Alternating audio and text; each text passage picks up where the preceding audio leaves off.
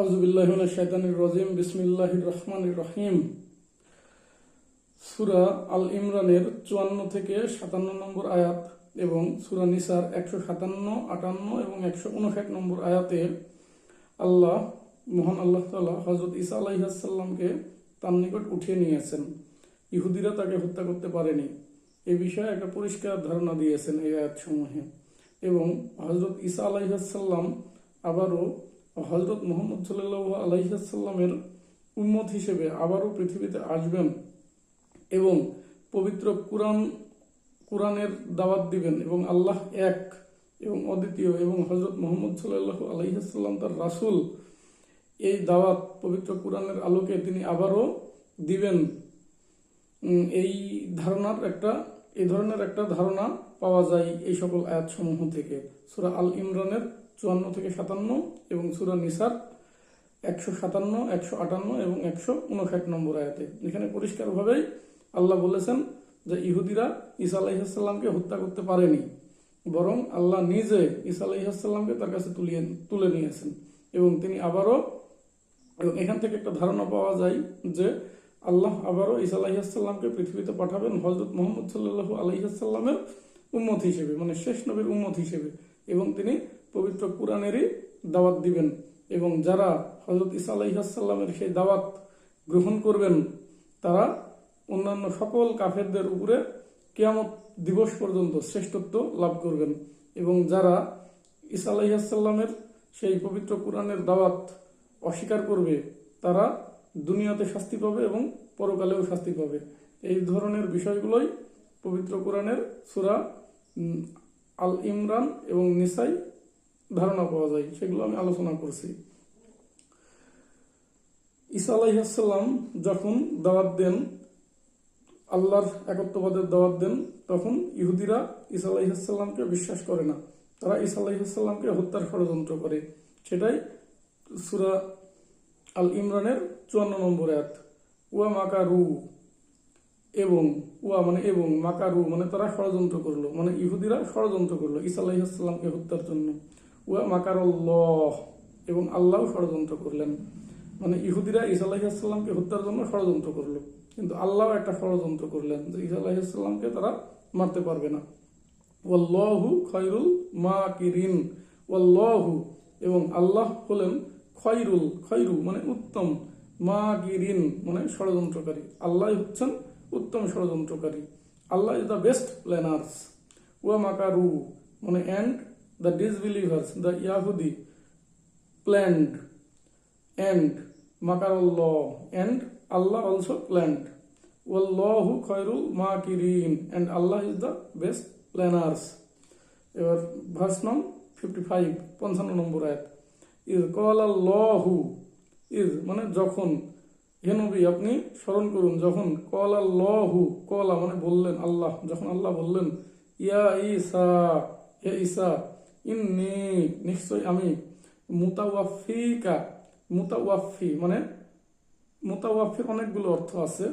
মুতাওয়াফি মানে পূর্ণ করা, পূর্ণ মাত্রায় প্রদান করা, আবার মৃত্যু ঘটানো। তাহলে এখানে বোঝা যাচ্ছে পূর্ণতা প্রদান করবেন। ইন্নী আল্লাহ বলছেন নিশ্চয় আমি, মুতাওয়াফিকা আপনাকে পূর্ণতা দেব। ওয়া রফা মানে উঠিয়ে নেওয়া, পরিষ্কারভাবে আল্লাহ বলছেন ওয়া রাফিউকা আমি আপনাকে উঠিয়ে নিব, ইলাইয়া মানে আমার নিকটে। ওয়া মুতাহহিরুকা, মুতাহহিরু মানে পবিত্রতা দান করা, আর কা মানে আপনাকে। ওয়া মুতাহহিরুকা এবং আপনাকে পবিত্রতা দান করব, মিনাল লাযিনা কাফারু মানে যারা কুফরি করে বা কাফের, তাদের থেকে আপনাকে পবিত্রতা দান করব।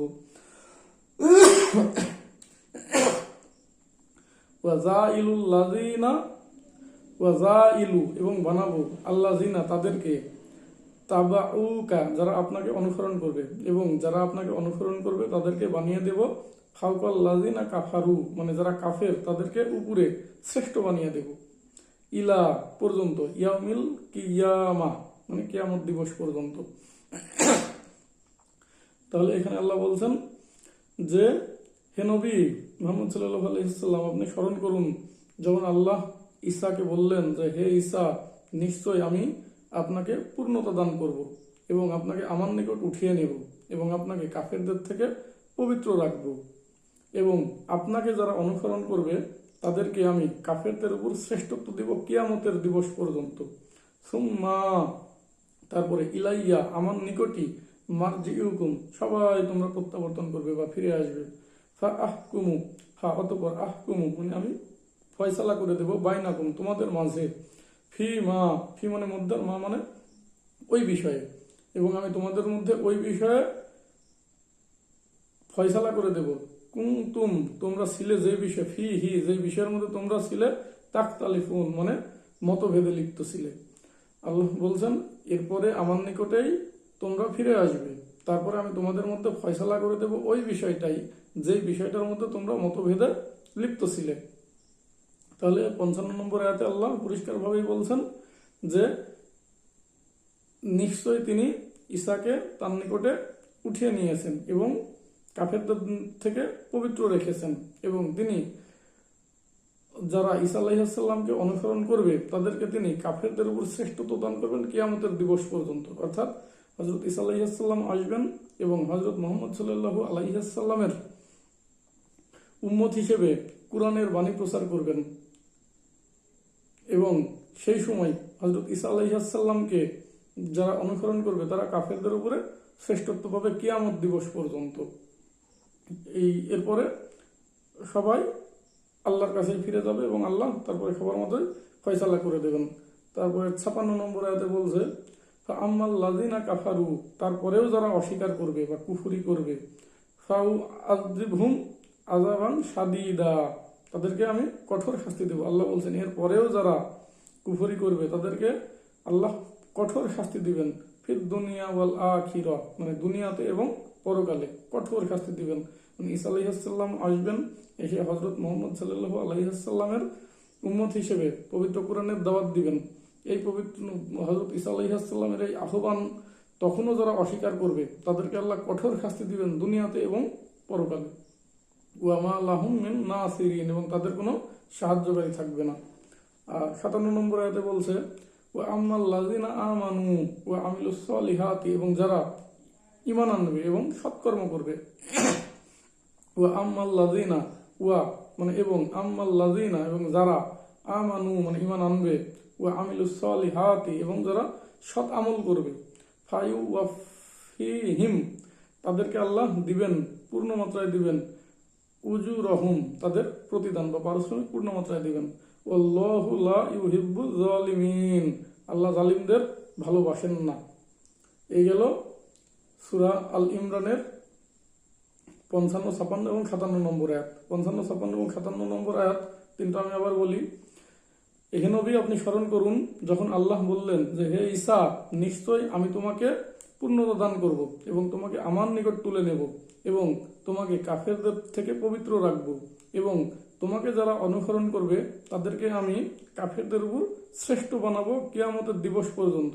তারপরে আমার নিকটই তোমরা সবাই প্রত্যাবর্তন করবে, তারপরে আমি তোমাদের মাঝে ফয়সালা করে দেব যে বিষয় নিয়ে তোমরা মতভেদে লিপ্ত ছিলে।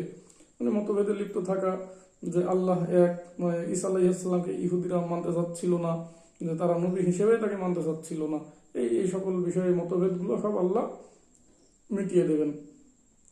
তারপরে 56 নম্বর বলছে তারপরেও যারা কুফরি করবে তাদেরকে আল্লাহ কঠোর শাস্তি দিবেন দুনিয়াতে এবং আখিরাতে এবং তাদের কোনো সাহায্যকারী থাকবে না। আর 57 নম্বর আয়াতে আল্লাহ বলছেন যে যারা ঈমান আনবে এবং সৎকর্ম করবে তাদেরকে আল্লাহ পূর্ণ মাত্রায় তাদের প্রতিদান দিবেন। আল্লাহ জালিমদের ভালোবাসেন না। আর সূরা নিসার 157 নম্বর আয়াতে আল্লাহ বলছেন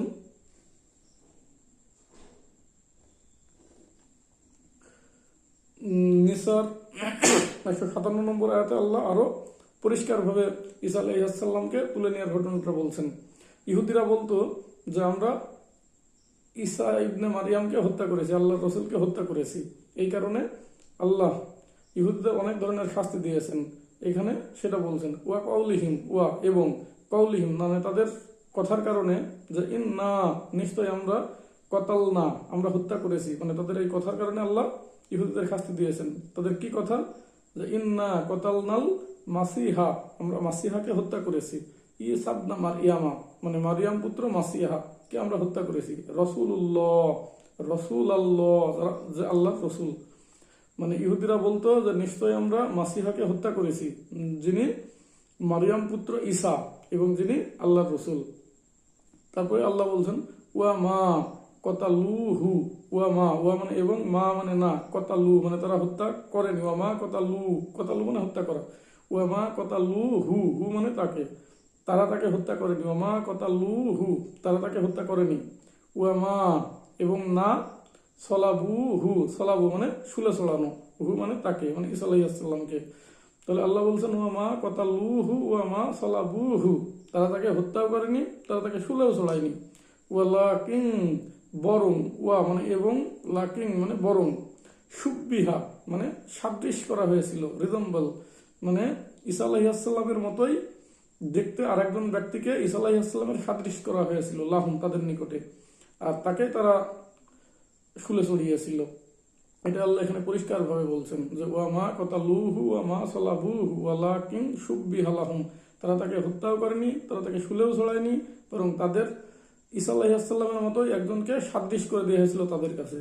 ওয়া ইন্নাল লাযিনা ইখতালাফু ফীহি, ওয়া এবং, ইন্না নিশ্চয়, ইন্নাল লাযিনা এবং নিশ্চয় যারা, ইখতালাফু মানে মতভেদে ছিল, যে তাকে হত্যা করতে পেরেছে কি পেরেনি, ফীহি মানে তার ব্যাপারে, লাফি তারা অবশ্যই রয়েছে, শাক্কিম মিনহু মানে তার ব্যাপারে সন্দেহের মধ্যেই ছিল।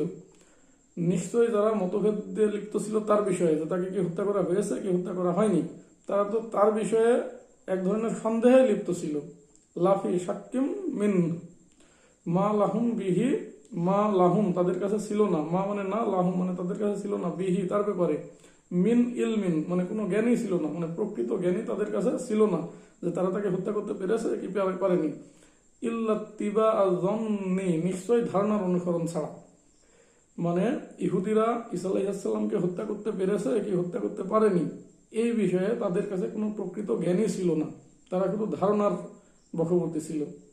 আর এই পবিত্র কুরআন নাজিল হওয়ার পরেই সবাই জানতে পেরেছে যে ঈসা আলাইহিস সালামকে আল্লাহ উঠিয়ে নিয়েছেন এবং তাকে তারা হত্যা করতে পারেনি, যেটা এই সূরা নিসার 157 নম্বর আয়াতে পরিষ্কারভাবে আল্লাহ বলে দিচ্ছেন।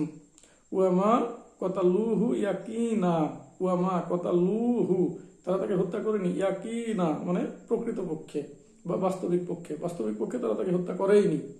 157 নম্বর আয়াত আবার বলি যে ইহুদদের কথার কারণে আল্লাহ তাদেরকে শাস্তি দিয়েছেন। তাদের কি কথা, যে নিশ্চয়ই তারা বলে যে আমরা মাসিহাকে হত্যা করেছি, যে মারিয়াম পুত্র ঈসা এবং আল্লাহর রসুল। তারপরে আল্লাহ বলছেন ওয়া মা কতালুহু, তাকে তারা হত্যা করেনি, তাকে শুলেও ছড়ায়নি, বরং তাদের কাছে তার মতো একজনকে সাদৃশ্য করে দেওয়া হয়েছিল। এবং নিশ্চয়ই যারা তাকে হত্যার ব্যাপারে বা তার বিষয়ে মতভেদে লিপ্ত ছিল, তারা এই বিষয়ে সন্দেহেই নিমজ্জিত রয়েছে। তারা তাদের কাছে তাকে হত্যার বিষয়ে কোনো সুস্পষ্ট জ্ঞান নেই, ধারণার অনুসরণ ছাড়া। প্রকৃতপক্ষে তারা তাকে হত্যা করেইনি।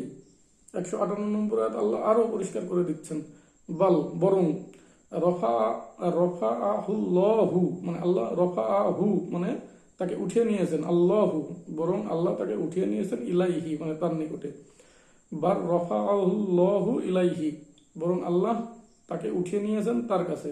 রফাআ মানে উঠিয়ে নেওয়া, হু মানে তাকে, যেটা সূরা ইমরানের 55 নম্বর আয়াতেও আছে রফাআ। এখানেও আল্লাহ পরিষ্কারভাবে বলছেন বার রফাআহুল্লাহু ইলাইহি, আল্লাহ তার কাছে তাকে উঠিয়ে নিয়েছেন।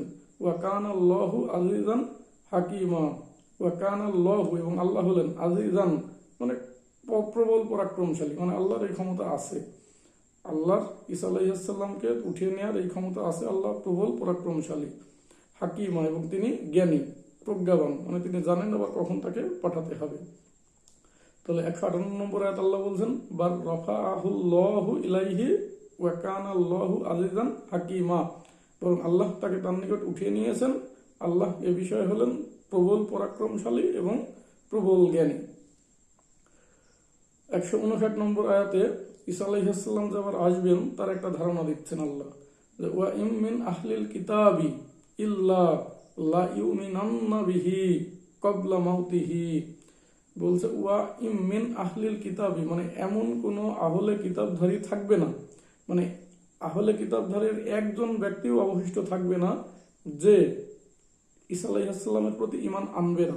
মানে আহলে কিতাবের প্রত্যেকেই ঈসা আলাইহিসসালামের প্রতি ঈমান আনবেন। এখানে এটা আল্লাহ ফিউচার টেন্সে বলেছেন, লা ইউমিনান্না, এবং জোর দিয়ে বলেছেন লা, লা মানে অবশ্যই, ইউমিনান্না অবশ্যই অবশ্যই ঈমান আনবে, বিহি মানে তার উপরে, মানে আহলে কিতাবধারীর প্রত্যেকেই তার প্রতি ঈমান আনবে, কবলা মানে পূর্বে, মাউতিহি মানে তার মৃত্যুর, মানে ঈসা আলাইহিসসালাম আবার পৃথিবীতে আসবেন, হযরত মুহাম্মদ সাল্লাল্লাহু আলাইহি ওয়াসাল্লামের দাওয়াত দিবেন, পবিত্র কোরআনের দাওয়াত দিবেন আবারও, এবং তার মৃত্যুর পূর্বে প্রত্যেকেই আবার ঈমান আনবে তার প্রতি।